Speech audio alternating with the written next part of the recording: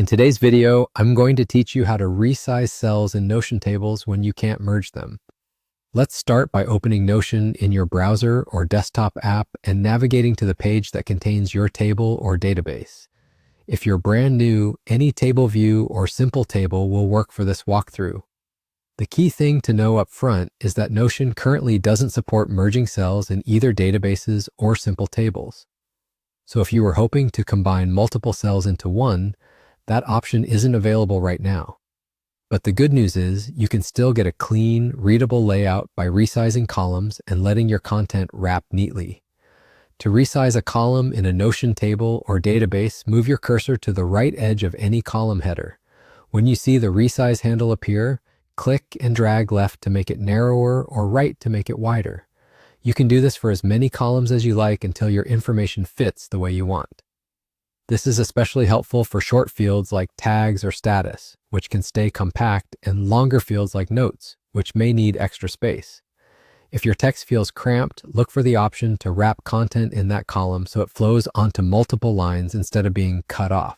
You'll find this in the columns menu. When wrapping is enabled, rows can expand vertically to show everything without you needing to scroll horizontally. Notion adjusts row height automatically based on content, so while you can't set a fixed row height, you can control how much space a column uses by combining width adjustments with wrapping and concise text. For simple tables, resizing works the same way. Hover over the edge between column headers and drag. There's still no merge feature there, but careful sizing goes a long way. If you need to display a heading that spans several columns, a practical workaround is to place a heading block or callout block above the table, rather than trying to format the cells themselves. A few quick tips for a polished result. Keep short data types narrow to save space. Put your most important columns toward the left so they're always visible, and rename columns with clear, brief titles to avoid unnecessary width.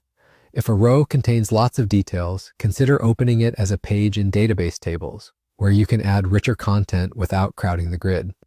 And that's it. You can't merge cells in Notion, but with simple, intentional column resizing and wrapping, you'll get a clean, readable table that's easy to maintain.